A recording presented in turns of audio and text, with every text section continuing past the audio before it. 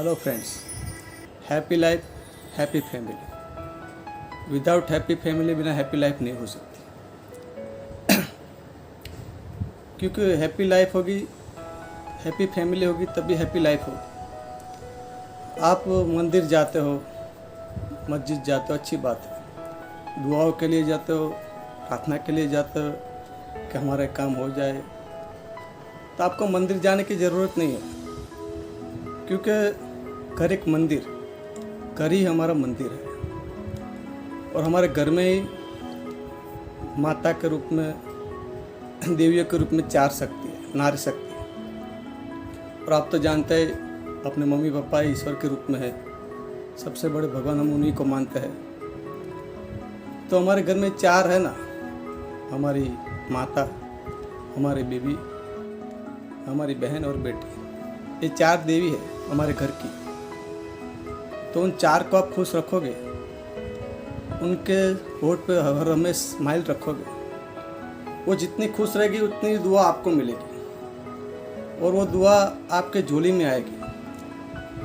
तो दुआओं से आप कुछ भी हासिल कर सकते हो, चाहे कितनी बड़ी मुसीबत आई हो, कितनी बड़ी तकलीफ आई हो, या महाभारत जैसा कोई बड़ा युद्ध के तरह कोई मुसीबत आई हो, लेकिन इन 4 लोगों की दुआ आपके झोली में होगी तो उनके सामने भी आप विजय हासिल कर सकते हो। बस इन 4 को खुश रखना है। अगर इन 4 में से किसी के आँख में भी आंसू की बूंद आ गई तो बूंद बाढ़ की तरह आपको डुबो देगी, बहा देगी, तबाह कर देगी। इसलिए हमेशा इन 4 की खुश रखना है, सेवा करना है। हमारी माता तो उन्होंने आपको छोटे से बड़ा किया और हमेशा हम उनके लिए छोटे रहेंगे।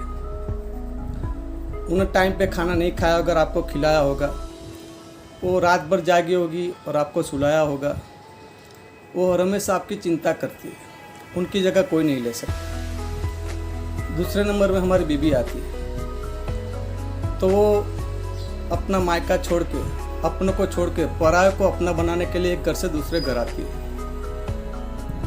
देखो, जब घर से निकलती है तब रोती हुई निकलती है, और जब ससुराल आती है, उसका गृह प्रवेश होता है, तब वो हंसती हुई स्माइल के साथ घर में प्रवेश करती है। उन्हें पता मुझे यहाँ हंसना है और सबको हंसते हुए रखना है। पूरे घर की जिम्मेदारी उन पे है। उन्हें पता कि मेरी शिकायत मेरे घर तक ना जाए, ये कोई मेरी शिकायत मेरे घर ना कर दे। उनकी वजह से पूरा घर का, सबका ख्याल रखना अपनी जिम्मेदारी समझ लेती है और वह खूबी निभाती भी है। सबसे पहले सुबह उठ जाती है और सबसे रात देर सबके बाद सोती है, पूरे घर का ख्याल रखती है। अपना तो इधर से उधर तबादला हो जाता, ट्रांसफ़र हो जाता 3-4 साल के लिए, तब भी हम मायूस हो जाते हैं कि क्या हो गया, कैसे हो गया। तो ये तो अपनों को, पराये को अपना करना है और पूरे जीवन भर। सोचो कितनी कठिनाई वाला काम है। और तीसरे और चौथे नंबर पे आती है हमारी बहन और बेटी, जो हमारे घर की लाडली कहते हैं, घर की प्रिंसेस कहते हैं। वो हर वक्त आपकी चिंता करती रहती है। और वो दोनों हमारे घर की मेहमान है, समझ लो। वो दोनों हमारे घर की गेस्ट है, मेहमान है। वो 22-25 साल की उम्र में हम उनको विवाह करके विदा कर देंगे। लेकिन वो मालूम है, जब वो विदा होती है तो आपको क्या दे के जाती है और क्या लेके जाती है।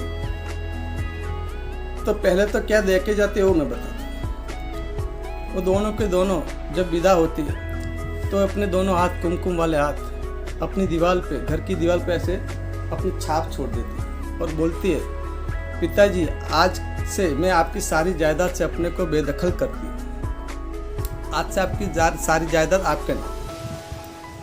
वो अपने साथ क्या ले जाती है मालूम है? वो सिर्फ अपने प्यार, अपने घर की यादें ले जाती है और कुछ नहीं ले जाती। उन्होंने कभी आपसे कोई शिकायत नहीं की, कुछ मांगा नहीं होगा कि पापा भैया मुझे ये ला दो, वो दे दो। और वो हमेशा आपको खुश देखना चाहती है। तो इन 4 को ऐसे खुश रखो, अपनों से ऐसे जॉइंट करके रखो कि हर समय उनके चेहरे पे स्माइल हो और आप इतने फ्रीडम हो जाओ उनके साथ कि उनकी छोटी से छोटी बात भी आपको शेयर करें। कोई भी दिक्कत हो तो सीधा बोल दे, बेटी आके बोले पापा मुझे ये चाहिए, वो करना है। क्योंकि कई घरों में होता है कि बेटी मम्मी को बोलती है फिर मम्मी पापा को बोलती है, ऐसा नहीं होना चाहिए।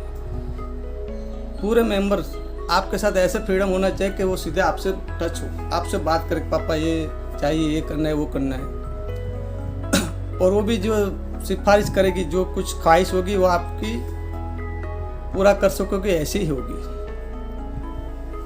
और अगर आप कोई टेंशन में हो, कोई चिंता में हो, कोई दुविधा में हो, कोई बड़ा टेंशन आ गया, तो आप भी इन चारों को अपने साथ बिठा के उस टेंशन वाली बात शेयर कीजिए। क्योंकि 4 लोग ऐसे हैं जो हर कदम पे सुख दुख में आपके साथ कंधे से कंधा मिला के खड़े रहते हैं। तो वो बोलेगे चिंता मत कर, टेंशन मतलब हम है ना, मैं हूँ ना। इस बात, छोटी सी बात को हम साथ बैठ के साथ खड़े रह कर निपटा देंगे, कोई टेंशन लेने की बात नहीं। वहीं आपका आधा टेंशन दूर हो जाएगा। लेकिन कब आप उन चारों को ऐसे खुश रखोगे, ऐसे फ्रीडम करोगे, तभी वो आपके साथ वो अपनी बात कर सकोगे और आप उनको अपनी बात शेयर कर सकोगे। तो आपको हैप्पी लाइफ जीना है, हैप्पी फैमिली रखना है। तो मंदिर की घंटी बजाने की ज़रूरत नहीं है, बाहर जाने की ज़रूरत नहीं है। जाते तो अच्छी बात है, लेकिन पहले हमारे घर के 4 देवियों को खुश रखो, उनको आंखों में कभी आंसू मत देना। बस आप उनसे दुआ बटोरते रहना, आपका हर काम होता है। क्या बराबर है ना? जय द्वारकाधीश।